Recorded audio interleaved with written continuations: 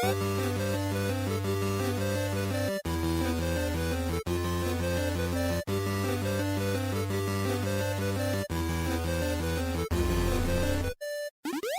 Stevivor's Friendly Fire Show, episode 214 for end of September, start of October. This is pre-recorded. I'm really sorry. I'm in Italy, hopefully eating a lot of pizza. But we're getting close to PAX Australia when I get back. And that's what we're talking about today. I'm one of your co-hosts, Steve Wright. Joining me is Ben Salter, who, by the time this comes out, really, you'll almost be sleeping on that couch eventually when you get to Melbourne.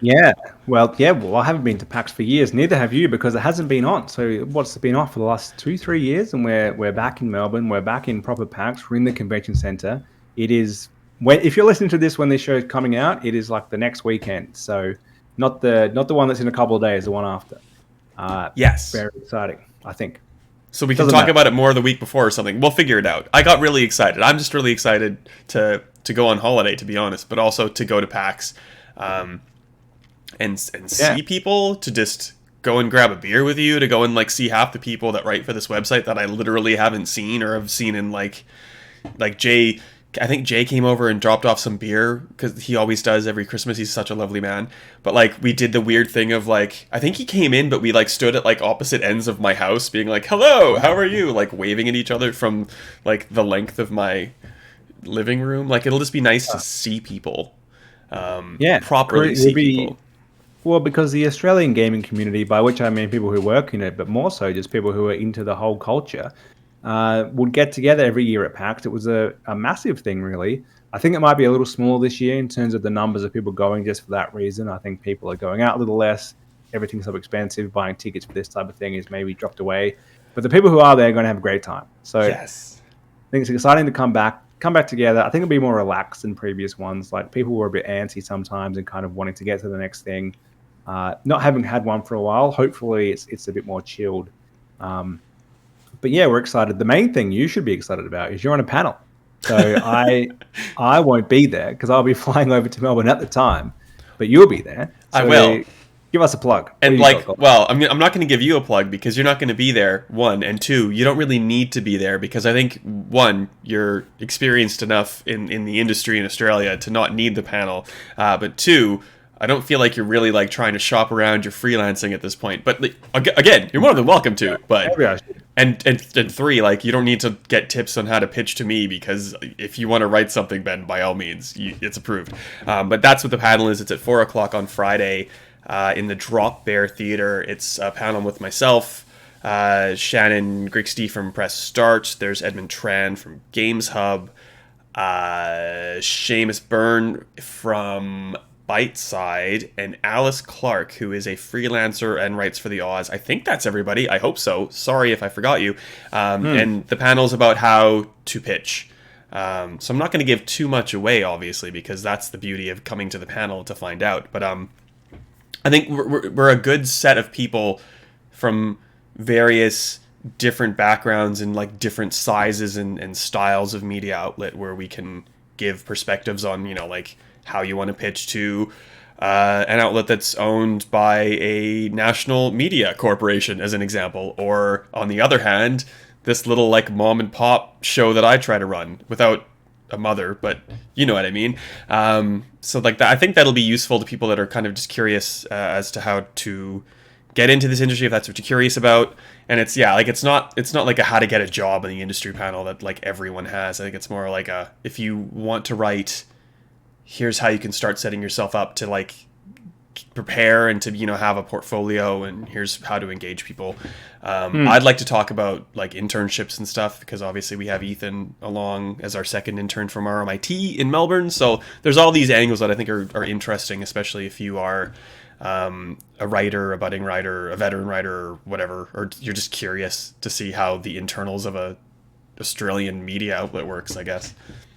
Yeah, well, I think you should, even if you're not interested in getting into that yourself, go along to hear how it works, because people often want to know, how do you do this? Where do all these articles come from? How come there are different names here? Like a lot of people may still assume it's the old school magazine way of you just have 10 staff and they're there full time, they're doing this thing. That doesn't really exist for any outlet. So like even the bigger ones, they're largely staffed by like one or two people and then they just have some freelancers who often have other jobs or they freelance for a bunch of places. They certainly don't sit in an office together. They're at their own house. They may never even see each other. So it's an interesting insight into how that all comes together. To be honest, even back in the magazine days, that's more or less how it worked. You'd have an editor, maybe a deputy, maybe one staff writer, and everyone else was just freelance. And that was when there was money in this industry. So it's interesting to hear how it happens. Even especially if you're going to discuss like lead times and that type of thing, and how like a review works. I'm sure a lot of people don't know that, especially when it's a freelancer doing it. Like how much time do they get to play it, to write it, all that type of stuff. You need some time to edit it, obviously. So probably those things that people don't think about when they just come in and want to get angry about the number you put at the end or something like that. And even that, like scoring a game for different outlets. Like everyone has a different scale. A lot of people just assume a 7 out of 10 is the same everywhere, but it's not. So all that stuff you may hear more about. I think you're right. I think we will. And I will tease a little bit. If you're from Sydney and you like want to write, it's really easy to get a preview out of Stevivor anyway. So like that's the sneak peek on how to pitch to us. Oh, in my opinion, I don't want to fly to Sydney for like an hour game anymore. It's too long. It's too hard. It takes all day. So there's your in. Anything else you want to say about PAX? Like I don't know if there's a lot of stuff actually going on in terms of people or games or things happening, but like it's not really about that. It's about the community and about getting together and celebrating games. So well, what would you say your tip is for PAX or even game conventions generally? How do you get the most out of a day at PAX? I don't even know. Like that's the bad thing. I try to avoid queuing for games and stuff, because the weird thing about PAX, I think we've talked about this before, is that like the games are either they've just come out or they're a week away. So if you're patient and you don't want to wait in a queue for like an hour or two, like that's out of it. But if you're like a tabletop fan, you can just go and play tabletop games all day with people who are obviously like-minded because they're there too. So there's something to be said for just walking around and kind of soaking up the atmosphere. And it's probably something I take for granted because we've done like the E3s and the Gamescoms and stuff. But that is exciting and energetic in its own, and I'm not sure like who's coming and what the booths are going to look like. It seems like it's going to be a little dialed down this year, but there's still that lovely atmosphere. I'm honestly looking forward to we have a pub session planned for Stevivor, so like anybody who's connected to the site gets to come and hang out if they want and grab a couple drinks, and it'll just be fun to catch up and like meet new people. Even like you always meet someone randomly because like you've got a lanyard on or something they do, and you have a chit chat about Zelda Tears of the Kingdom or whatever it's called. As you will. What about you? What are your tips? I'd agree. So I would say, take some time to take it all in. Don't try to rush around too much. Plan your days a little ahead if you want to go to some panels. So it depends how many days you're there. If you're there the whole 3 days, a little bit different if you're there for one day. If you're there one day, don't try to go to too many. Maybe just pick one or two you're interested in. You do have to get there a little early, and I think you normally have to wait a little bit. But that's cool. If you pick some that you want to go to, perhaps yours, for example, or any of the others that tickle your fancy, plan ahead for those. So you're not kind of like, don't stand around in the hall looking at the program trying to figure out what to go to. Like if you have some idea what you want to do beforehand, it's much easier. If there's like a Ubisoft or something there, I would actually skip those booths, the bigger publishers, because they always have the biggest lines, and it's always for stuff which is either just come out or about to come out. And you pretty much know what those games are. Like you can watch someone on YouTube playing them. They're AAA games that you come to expect. Like Skull and Bones would probably be there. Should Ubisoft be there? I don't even know if they are. That's just a random example. I don't know either. There was what I was thinking of when I was thinking of like booths, because they have like a really good booth, but I don't know if they're even going to be there. Yeah, so if the big publishers like that are there, I would avoid them because they've got the long lines. It's not worth lining up something for 2 hours because it's just, that's what a lot of these big shows have been in the past. Go to the indie section. There's a massive indie game scene in Melbourne. There are so many developers who come to PAX because of that. And a lot of the time they're there. Like the people who've actually made this game are manning their booth. It's not some PR person. So they can talk you through what it is. They're super happy to chat. They're also super happy just to let you kind of watch someone else play if that's what you prefer to do. If there's one game which is super popular and it's got a big line around it, just go to the one next door. Like there'll probably be space there. You'll get around it.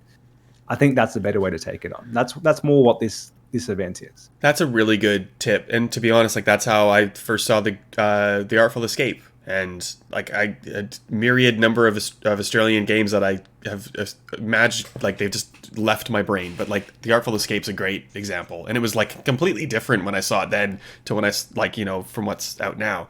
But like cool to see something, and like you can chart a game from when you see it at PAX to like when it comes out and just be amazed at what's happened. In terms of like my panel, I don't think you have to worry about it being like sold out or anything like that, but like don't rock up at 4. Like probably try to aim for like a quarter 2. If it's, whoever the story time opening speaker is. Has that even been announced yet? Probably not. It should be a big name-ish person. So like don't expect to just like maybe rock up 10 minutes before and get in. Like you probably have to plan out, walk by an hour before and see what the line looks like and decide if you're going to commit to the queue or, maybe miss it. Some of those panels will max out. It's not guaranteed seating in each panel for the amount of people that are going through that convention center. So kind of plan accordingly, I guess. Do that. And as you say, we enjoy going for a drink after. Whoever you're going with, your friends, maybe new friends you meet, I would plan ahead for something, whether it's getting a drink, getting a coffee, going for dinner or something, because it's a long day and it's a big hall full of a lot of people. So no matter what type of person you are, how much you like that or dislike that type of thing, I think for everyone at some point you kind of hit the wall of like, all right, I've had enough of having to like squirm past people because they're just so clogged up. Let's go. Sunlight. It's that, but it's that nice you get to sit down, you get to kind of escape momentarily from the people, but you're still with the small crew of people that you want to chat to about what you've just seen. So no matter what it is, PAX, E3, any type of game show like that, I think that drink, that dinner, that soda water after, whatever you want to do, I think that's the kind of the let it all go and enjoy the debrief afterwards. Yeah, there's a number of like gaming bars around, like GG Easy, Bartronica. There's tabletop bars.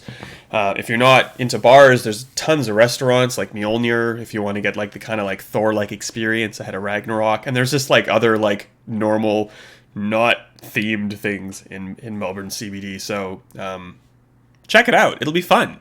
We've lost Ben. I'm going to pause this and we'll come back when Ben is reobtained. So that clearly was like the internet gods telling us to stop talking about PAX. So let's move on. We'll talk about the return of Monkey Island, of which obviously by the time this is out, I think your review's online. Check out the review on the site. So as we've shown how the sausage is made for this one episode, and actually also last week's episode, these 2 episodes only because you're in Italy at the moment, which means I regret nothing. At the time of recording, I played a little bit, but at the time of publishing, I would have played the whole thing, and you can read my review. So it's either awesome or not awesome. I don't really know just yet, and I couldn't tell you if I did. Have you finished the first 2 that you were replaying? Yeah.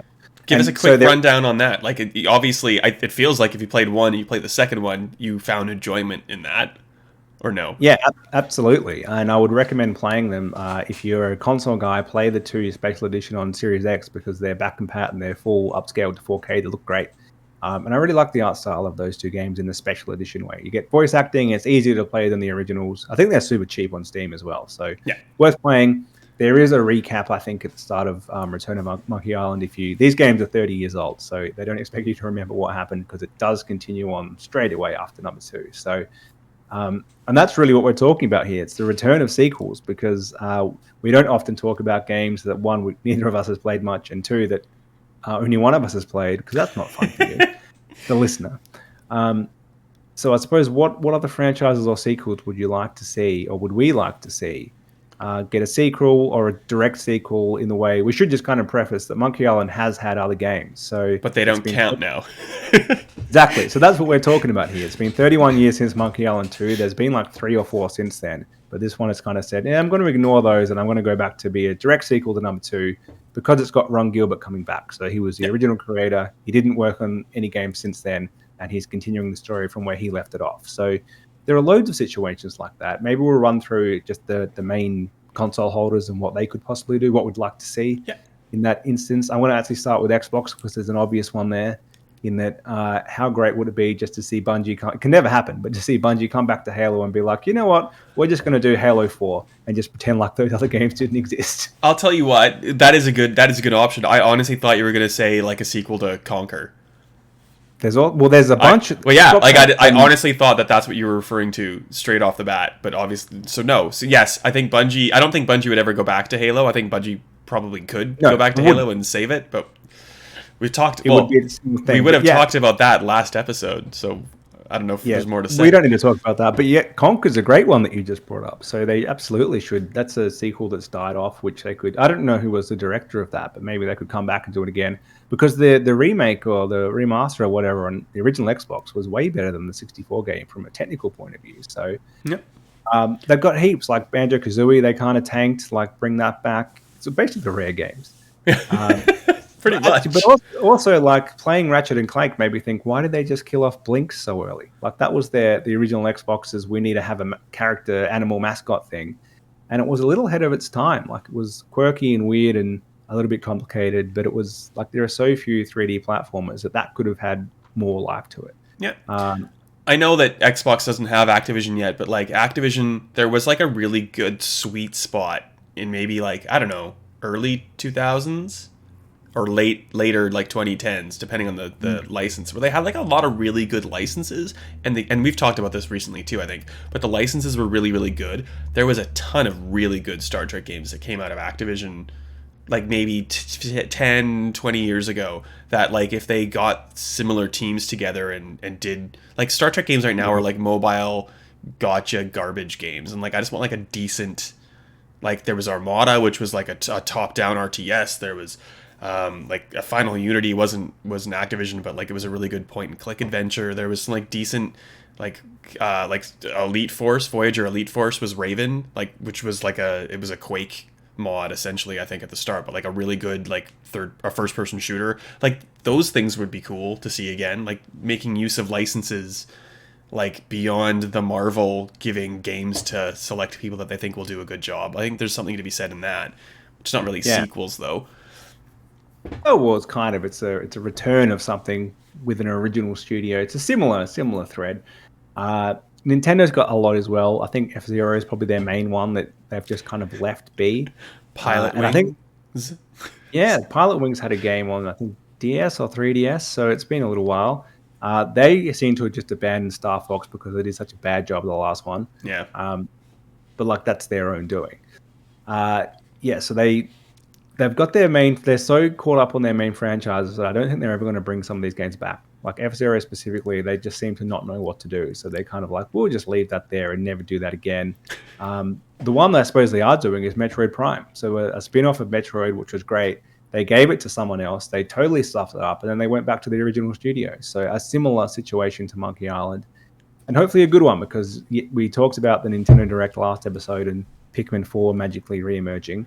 That's another game which has kind of disappeared. So hopefully that does happen.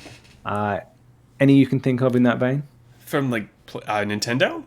Really, beyond that. Because they like everything they do, they just keep doing, apart from the ones that you've mentioned.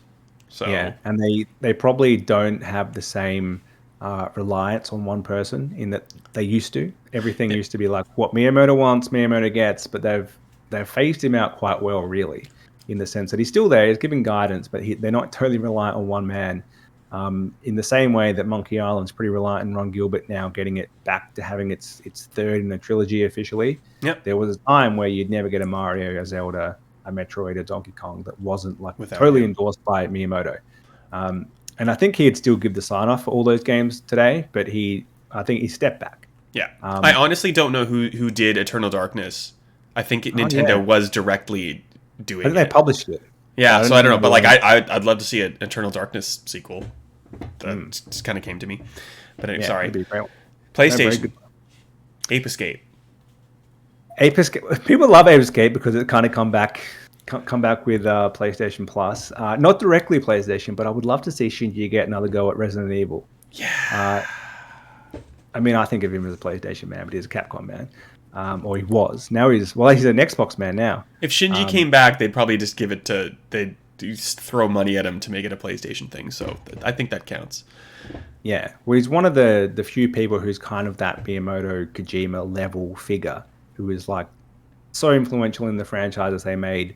And he did a good job with Evil Within. Like, I think they're both good games, but they just didn't have the clout of Resident Evil. And you probably never would, because I think they got announced and they got reported as kind of like trying to do it again. And so I think that's always going to be stuck in that shadow somewhat. But it would be just the fact that Resident Evil 4 is being remade, probably a good thing that it's being remade by a different team. But how awesome would it be? Should he have been there?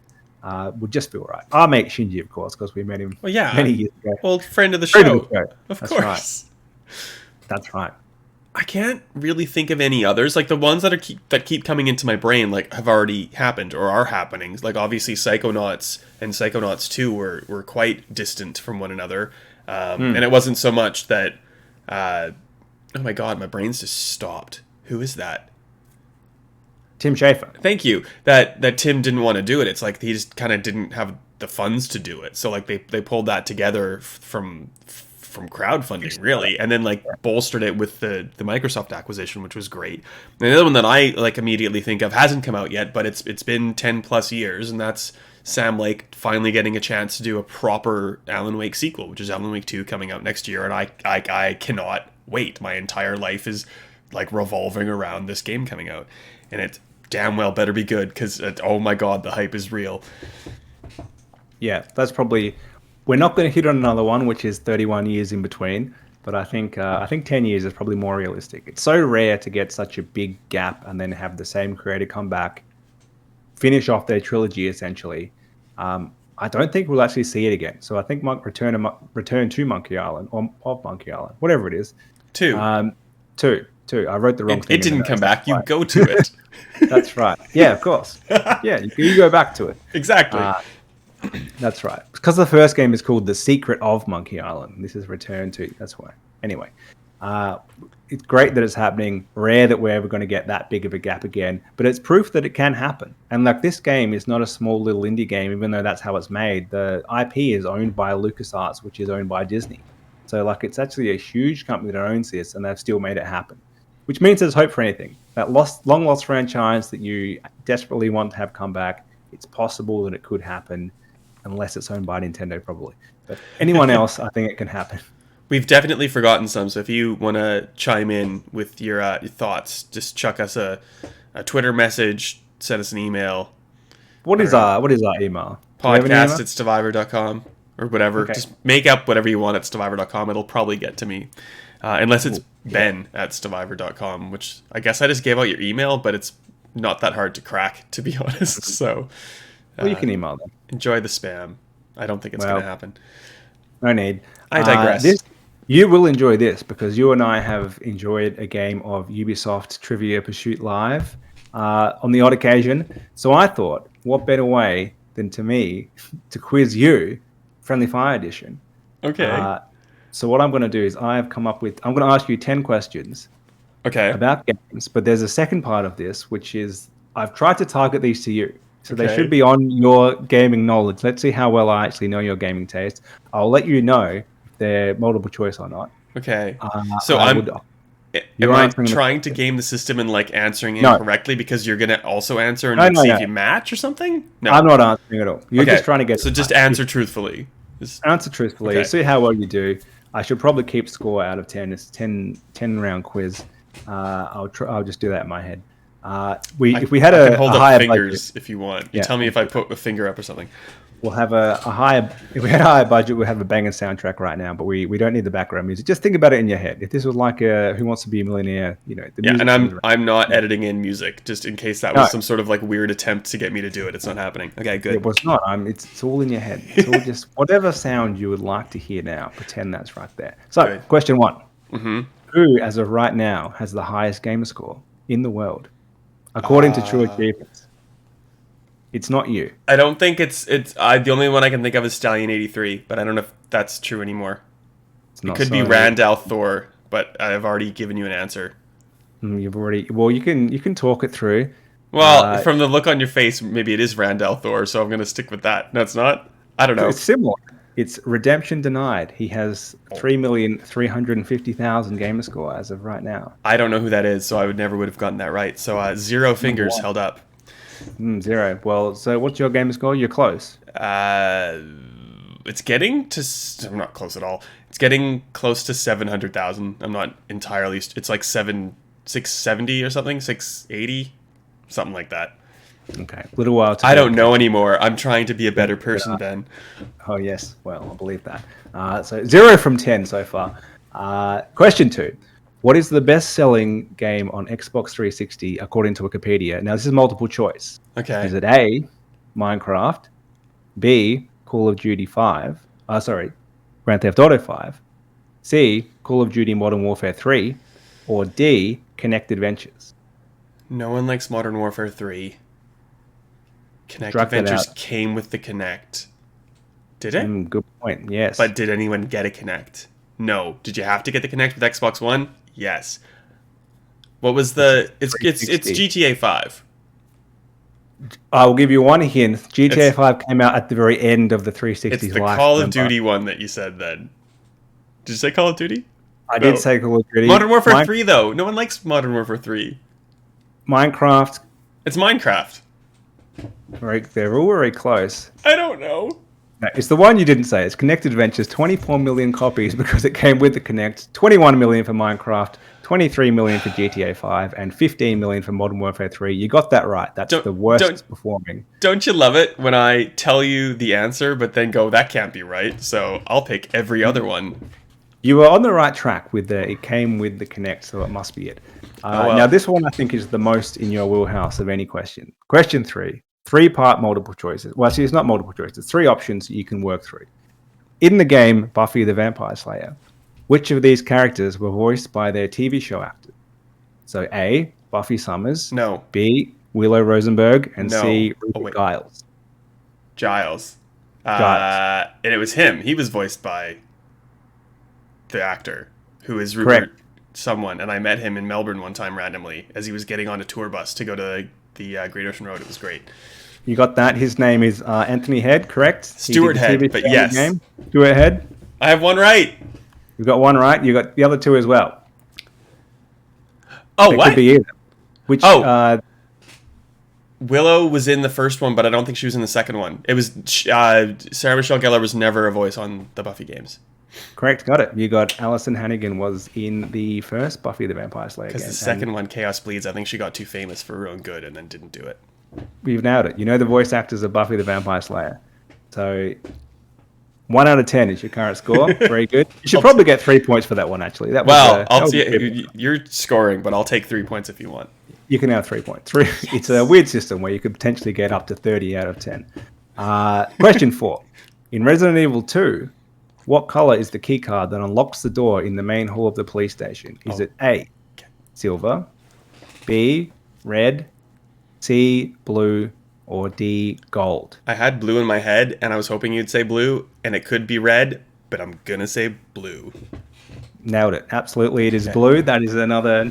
Well, they're your wheelhouse, Buffy and Resident Evil 2, so I would expect you would know those. Well... 4 out of 10. Did you mean the remake or the original? And did you mean the DualShock extended version? Or, I don't know. It's probably blue. Does it matter? I don't know. I got it right. Why am I complaining? Nothing. Right. Well, you're contesting the one that you got right. Outrageous. Question 5. Who did Nolan North replace as the voice of Ghost in Destiny? Peter Dinklage. Yes, correct. It was a big news article at the time. It was. I can't remember why it was such a scandal, though. Nolan North was in every game. Well, it's the thing that happens in Destiny. So he was too expensive, so they got Nolan North to replace him. And then they had Nathan Fillion as Cade, and he got too expensive, so they killed him off.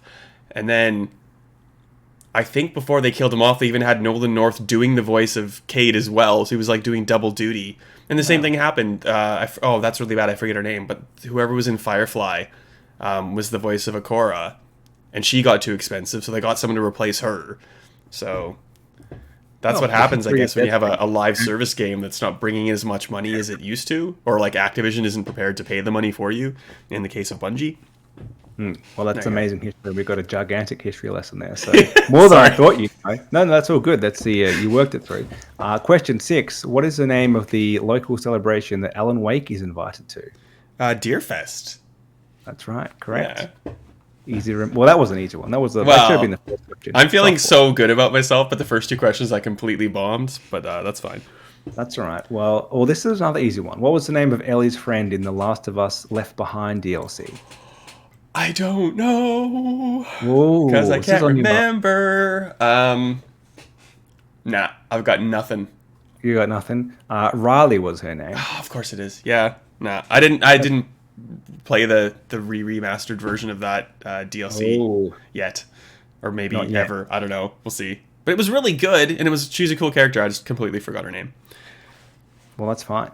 Now this one is probably the trickiest question because it's about you entirely. From True Achievements, according to True Achievements, how many days have you earned 5,000 plus gamer score in one day? I probably don't want to know the answer to this. I'll give you a hint. They've all been post-COVID. Is it going to be double digits? Probably. Because there's times at the end of the year where I'm like, I got to hit like the next 100,000 thing. Post in COVID. I'm going to say... So it's in less than 2 years. You never did this prior to 2020. I'm going to say 8. Close. 6. Okay, good. 6 times. Well, no, I'm happy it's lower than I thought. You've never hit 10,000 in one day. You've done 8,735, which your highest that True Achievements have tracked. So you've got something to aim for. Thank you, Raidalaika Games, and all of your very kind of suspect high gamer score, low time endeavors. Question 9. So 2 parts to this one. The first part is, who was the company boss that announced Halo when it was first shown? And what was Master Chief known as at the time? Was it A, the player, B, the cyborg, C, the hero, or D, the super soldier? What was option C? Sorry? Option C, the hero. D, the super soldier. B, the cyborg. A, the player. I'm going to go super soldier because I don't know, and that seems the most Bungie-like. And the boss who announced it? The company boss. So it was a head of a company announced Halo on stage, and Wasn't he showed the first... Bill Gates and The Rock? I'm going to say Bill Gates. It might not have been The Rock. I'm just going to say Bill Gates. You've gone the wrong company. It was Steve Jobs. It was announced at Mac. Oh, of course, it was Apple. And it was an Apple game until it went to Xbox acquired. And also wrong on the Chief's name. He was known as the Cyborg for some reason, for ages apparently, until he became the Master Chief. So I should take that helmet and throw it out. It was a third-person shooter at the time, so totally different game, and a strange time. The fact that it was announced by Steve Jobs. So what a different world we could have lived in. And no Rock. The Rock was definitely not there. I think the Xbox launch is what I was thinking about. Yeah. That would have been a good question too. That was when he was rocking like the turtleneck and the sunglasses, like a good look. Oh, the weird hair. Yeah, that was a good time. I don't get a bonus point for that. I still have the 3 from that one question though, so I'm not doing too bad. That's right. But lucky you got that. Final question. Question 10. In Batman Arkham Asylum, which of these 3 villains do you fight first? Is it A, Scarecrow, B, Bane, or C, Poison Ivy? Yeah, this is the problem. It's a thinking game. It's good because it's linear, but like, what happened? Poison Ivy. No. So you fight Bane and he like hits you out the end, and then you're back on the thing, and you call for another tool. Not that that's helping me. You probably got a 33% chance here. Well, I definitely have a 33% chance. I keep wanting to say Scarecrow, but I don't think that's right. But I also just don't know what the answer is going to be otherwise. So, Bane. I'm going to say it's either Bane or it's not Poison Ivy. Is it Poison Ivy? It's not Poison Ivy. I'll give you that. Good, great. It might be one of the other 2. Not necessarily the first fight of the game. It's the first fight out of these 3. Oh, well then Scarecrow, because like I don't know if you mean like a little weird thing or like the full Scarecrow fight. I'm just going to say Scarecrow then, because that's what I thought of initially. All right. You gave me that one, but I'll take it. That's it. So including your 3 pointers that you got for the Buffy game, you got 4, 5, 6, 7 out of 10. Pretty good. That's Pretty not good. bad. Favorite score, 7 out of 10. That was really fun, thank you. And I feel bad because I've never thought to do this for you, and I'm clearly not going to do it before I leave. So I'll probably also forget in a month, but I'll surprise you at a certain point with the Ben version. This is certainly not filler content at all because we had nothing else for this week. This is a quality part of the Friendly Fire show, and you know it, 7 out of 10. So I'd be happy with that. Well, thank quality you. 7. I'll pick on you later. How do we find you on the internet? How do we gain access to your amazing Return to Monkey Island review now that it's available to read and you've come to a conclusion about it? Yes, you'll be able to find that on Stevivor or my Twitter, which is Ben_Salter, or find me walking around PAX in about 2 weeks, a week and a half from now. I think I'll be there on the Saturday at some point until we're off to the pub and had enough. But in that time that I'm there, I'll be loving it. So that's where you'll find me. Where do we find you when you're back from Italy? SWrightAU. And if you want to go to my Instagram, you can see pictures of pizza or something. I'm sure it'll be good. And that's it. Thank you again, Ben. That was really fun. That was super cool. I am indebted to you for a very fun and engaging thing. That's all about me. So of course it's amazing. All right. We'll see you soon in actual person, Ben, in Melbourne. But everybody else, we'll see you next week, and then maybe again at PAX. That's right. See you there.